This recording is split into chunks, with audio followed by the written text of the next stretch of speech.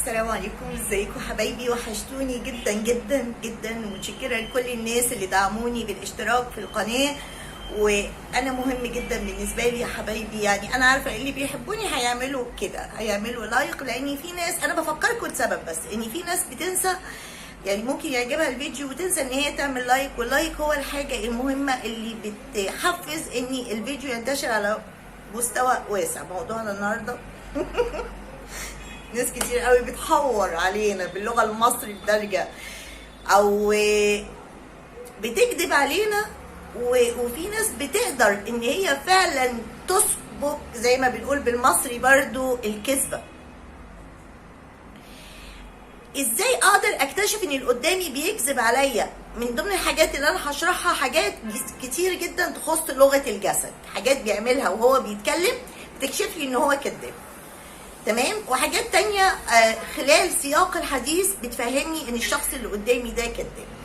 يعني مثلا الشخص اللي بيكذب ده تلاقيه وهو بيتكلم مع اللي قدامه بيتجنب انه يبص في عينه خالص، بيبص في اي حته الا عين الشخص اللي هو بيتكلم معاه في الموضوع اللي هو بيكذب فيه. او تلاحظ ان الاتصال البصري ضعيف، يعني ايه؟ بيخطف نظره كده كده، يمكن بيشوف انطباع الكلام ايه عليه. لكن ما شاء الله بقى الناس المحترفة كذب ومتعودين عليه تلاقيه ما بيشيلش عينه حاطط عينه في عينك كده طول ما هو بيكلمك، كأنه بيحاول يثبت ليه انا باصص لك اهو، يعني ما بكدبش. ايه كمان حاجة بقى انا بعملها انا شخصيا؟ تعالى انت مثلا حد حكى لك على حاجه وانت شكيت انه كذاب، يعني موضوع مبالغ فيه، تعالى اساله عنها بعد يومين هتلاقيه بيحكي لك الموضوع بتفاصيل مختلفه. تعالى اساله بعد شهر هتلاقيه بيقول لك موضوع تاني خالص. الكذاب ما بيثبتش على حاجه. الانيل بقى من كده ان وانت بتتكلم معاه تلاقي القصه اللي بيحكيها فيها تناقض، لانه بيكذب طبعا، بيألف لك حاجه، بيدعي بشيء، فتلاقي وهو بيتكلم القصة بتاعته غير واقعية ومليانة تناقضات. انا هقول لكم على شوية حركات دلوقتي بتتعمل اثناء الكلام في الشخص الكذاب، حركات بيعملها هفهمكم ازاي، اصبروا عليا بس. عادة بتلاقوا الشخص الكذاب لما بيجي بيكذب تلاقيه الحكايات اللي عمال بيتكلم عنها والاخبار اللي بينقلها ايا كان الموضوع اللي هو بيتكلم فيه بعيد عن نفسه، ما بيتكلمش عن شخصه في حد ذاته، بيتكلم عن اشخاص تانية، يعني كأن الموضوع اصلا يعني لا يعنيه. انتوا فاهمين؟ دلوقتي بقى هنتكلم عن ايه؟ لغة الجسد. هو بيتكلم تعرف ازاي ان هو بيكذب؟ تلاقيه طول ما هو الجسم بقى بيفهمك ان الراجل ده بيكذب اللي قدامك. تلاقيه طول ما هو بيكلمك ماسك الدقن بايده، بيدعك في حواجبه بيفرك فيها كده، بيلعب في شعره، طول ما بيتكلم يقول لك لا لا، يعني بيكتر من كلمه لا. ودايما مثلا هو بيتكلم في الموضوع فانت تيجي مثلا تقاطع وتقول كلمه الطرحه مش عايز تتعدل، معلش كده كويس.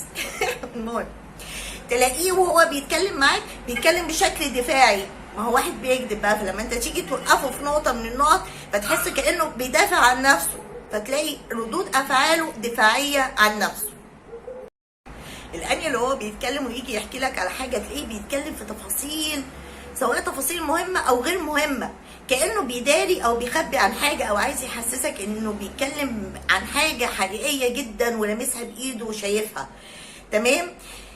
بتلاقي اختلاف عنيف بين الكلام اللي بيقوله ولغه الجسد وتعابير الوش، تحس ان تعبيرات وشه غير متطابقه مع الكلام اللي بيقوله، وتلاقيه هادي زياده عن اللزوم، غير معتاد، هدوء غريب كده، وما بيتصرفش بالطريقه الطبيعيه المعتاد عليها في المواقف اللي من النوع ده، وتلاقي صوته فيه تقلبات، وتحس ان هو بيختار الكلمه اللي بيقولها، يعني مركز قوي هو بيتكلم بيقول ايه.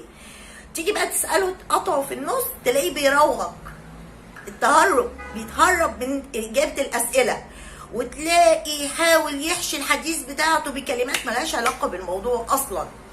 تلاقيه على طول باصص ناحيه اليمين، او انه متنح على متنح يعني بيحدق يعني مركز النظر على حاجه تانية اصلا ممكن تكون مش موجوده، او هو بيتكلم عنك وبيتكلم معاك بيبتعد عن الناس اللي بيتكلم ليهم معاهم، وطبعا زي ما قلنا قبل كده بيتجنب ان هو يبص في عينيهم.